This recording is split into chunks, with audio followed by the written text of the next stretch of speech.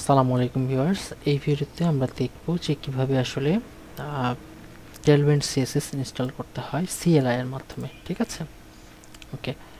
তো এইটা হচ্ছে টেলউইন্ড সিএসএস এর, আমরা যদি যাই এটা হচ্ছে হোমে যাই। ওকে, এটা হচ্ছে টেলউইন্ড সিএসএস এর ওয়েবসাইট এবং এটা হচ্ছে নোড.জেএস। তো একটা জিনিস বলে রাখি, সেটা হচ্ছে আমরা যদি আসলে টেলউইন্ড সিএসএস কে CLI এর মাধ্যমে অর্থাৎ কমান্ড লাইন ইন্টারফেসের মাধ্যমে ইউজ করতে চাই, অবশ্যই আমাদের কম্পিউটারে বা মেশিনে নোড.জেএসটা ইনস্টল থাকতে হবে।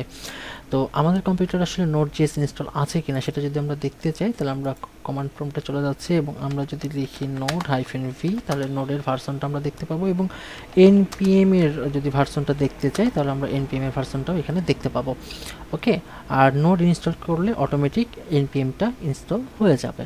ওকে, তো এই হচ্ছে বিষয়। আর আরেকটা জিনিস সেটা হচ্ছে, যদি আমরা এই গেট স্টার্টে ক্লিক করলে কি হবে, এই যে প্লে সিডিএন, যারা একেবারে শুরু করছেন বিগিনারদের জন্য প্লে সিডিএন ইউজ করাটা খুবই ইজি।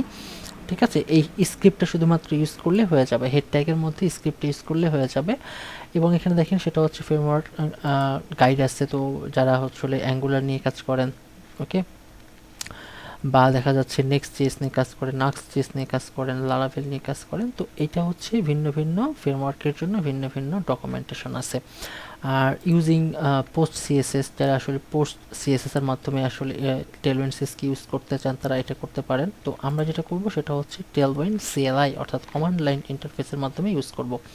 তো এই জন্য আমরা আসলে খুব ইজিলি মূলত আসলে এইটা ইনস্টল করব। এটা নিয়ে আসলে ভয় পাওয়ার কিছু নাই। দেখেন, আমি প্রথমে একটা ফোল্ডার তৈরি করে নিচ্ছি, তার নাম দিলাম হচ্ছে তৌকির। ওকে, এখন এই ফোল্ডারটা আমরা হচ্ছে ভিএস করে আমরা অন করে নিব। হ্যাঁ, কোড স্পেস ডট, তাহলে এটা ভিএস করে ওপেন হয়ে যাবে। ওকে, আমরা কিন্তু শুধুমাত্র ফোল্ডার নিয়েছি, কোনো ফাইল কিছুই লিখিনি কিন্তু এখন, তাই না? ওকে, তো আসেন আমরা করি। ওকে, তো এখানে আমরা বলবো কি, একটা হচ্ছে ইন্ডেক্স ফাইল নিব। হ্যাঁ, index.html। ওকে, আচ্ছা, এরপরে আমরা একটা ফোল্ডার নিব CSS। ওকে, আর কিছু নিয়ে আমরা আপাতত। তো এখন এই যে index.html, তো এখানে আমরা একটা HTML5 এর বয়লার প্লেট নিয়ে নিলাম। আমরা এখানে যদি বলে দিই সেটা হচ্ছে Tailwind CSS ইনস্টল,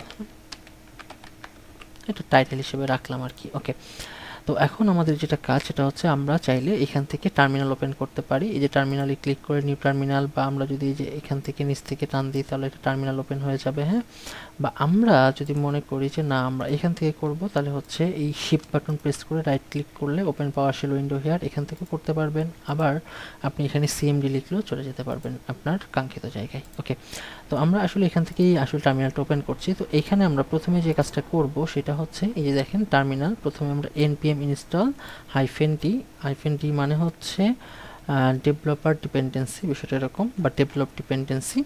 ওকে, আমরা এটাকে এখানে পেস্ট করলাম, করে এন্টার করছি। কিছুটা সময় নেবে, আমরা সেই সময় পর্যন্ত ওয়েট করি, বড় করে নিই। ওকে, তো দেখেন এই যে এখানে হচ্ছে নোড মডিউলস, প্যাকেজ, জেসন, ঠিক আছে, এই জিনিসগুলো চলে আসছে। ওকে, এটা হয়ে গেছে, তাই না? ওকে, এখন আমাদের কাজটা হচ্ছে npx tailwind css init, এটাতে আমরা বসালাম, হিট করলাম। ওকে, এখানে কিছুটা সময় নেবে এবং এটাও হয়ে গেছে। ওকে, আচ্ছা, এখন যে পরের যে কাজটা সেটা হচ্ছে, আমাকে বলছে tailwind.config.js ফাইলের মধ্যে যেতে হবে, যে আমাকে এই কন্টেন্টটা মূলত আসলে করতে হবে। যেমন দেখেন এখানে কিন্তু মার্ক করাই আছে। হ্যাঁ, আমাকে সব কিছু লিখতে হবে না, আমাকে শুধু এইটুকু লিখতে হবে। তো আমরা যদি এই tailwind config.js এ যাই, এই যে কন্টেন্টটা, এটাকে আমরা উঠিয়ে দিয়ে এই লেখাটা বসিয়ে দিলাম। এবং একটা জিনিস সেটা হচ্ছে যে আমাকে ফাইল পাথটা একটু বুঝতে হবে। এই ./ মানে হচ্ছে আমরা কারেন্ট ডিরেক্টরিতেই আছি, বিষয়টা এরকম। তো আমার এখানে কিন্তু সোর্স নামের কিন্তু কোনো ফোল্ডার নাই। হ্যাঁ, তো আমরা যেটা করব সেটা হচ্ছে, এই যে src যেটা আছে এটা আমরা রাখবো না। হ্যাঁ, এটা আমরা উঠিয়ে দিচ্ছি।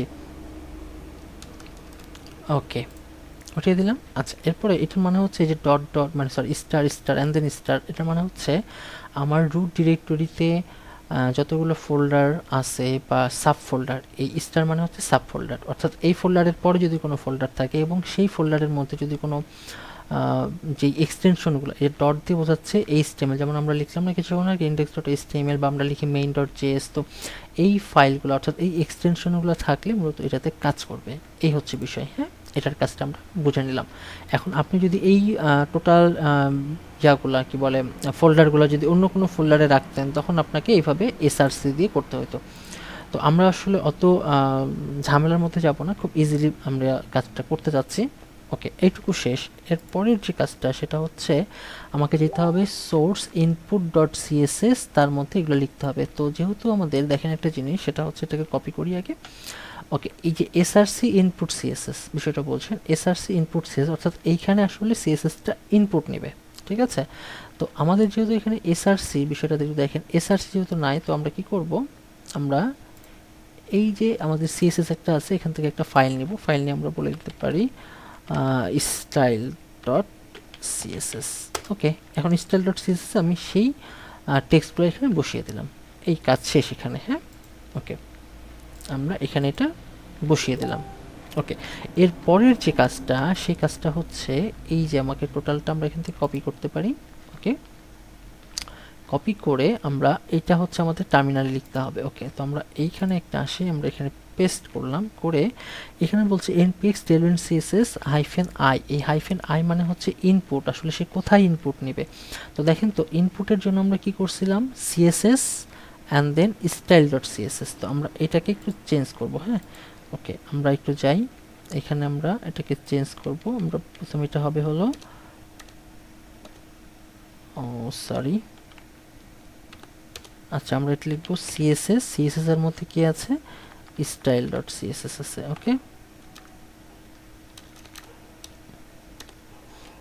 style dot CSS. ওকে, আউটপুট কোথায় রাখতে চাচ্ছি, আমরা আউটপুট রাখতে চাচ্ছি হচ্ছে সিএসএস এর মধ্যে। আমরা একটা ফাইলের নাম বলবো যার নাম হচ্ছে মেইন ডট সিএসএস। এটাই মূলত আসলে আমাদের এইচটিএমএল এর সাথে লিংক করাইতে হবে। হ্যাঁ, ওকে, আমরা আসি, আমরা লিখি সেটা হচ্ছে ওয়াচ। আচ্ছা, ইনপুট নিচ্ছে সিএসএস এর মধ্যে স্টাইল ডট সিএসএস, আউটপুট করবে সিএসএস এর মধ্যে মেইন ডট সিএসএস। তো এখানে মেইন ডট সিএসএস ফাইলটা তৈরি হবে এখন। ওকে, এখন একটা ওয়াচ করবে, আমরা এটাকে ইন্টার দেওয়ার পরে ওয়াচ করা শুরু হবে। ওকে, আমরা কিছুটা সময় ওয়েট করি। রিবিল্ডিং হচ্ছে, যে দেখতে পাচ্ছেন rebuilding. Okay, and then finally আমার এটা ডান হয়ে গেছে।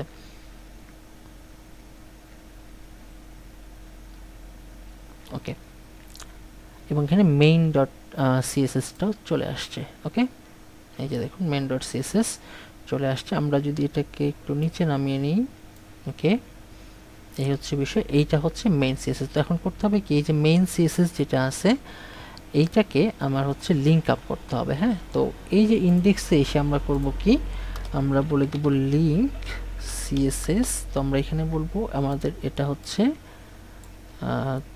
Dot CSS then main dot CSS. Okay, এখন আমরা যদি এখানে h1 এ কিছু একটা লিখি, আমরা যদি বলি যে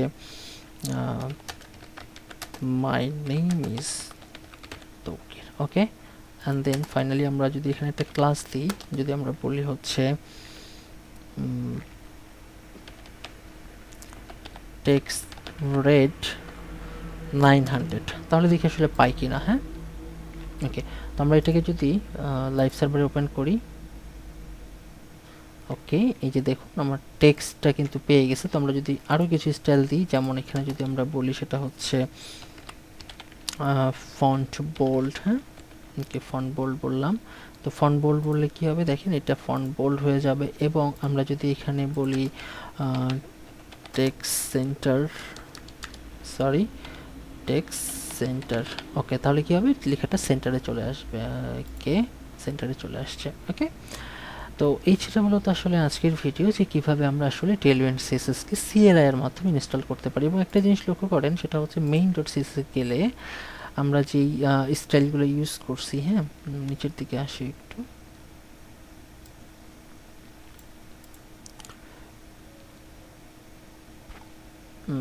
ওকে, আমরা হচ্ছে কি যেন লিখেছিলাম, সেটা হচ্ছে এখানে যদি ফাইন্ড করি ফন্ট বোল্ড লিখে, তাই না, যে ফন্ট বোল্ড, আচ্ছা ফন্ট বোল্ডের যেটা দেখি সেটা হচ্ছে POLD।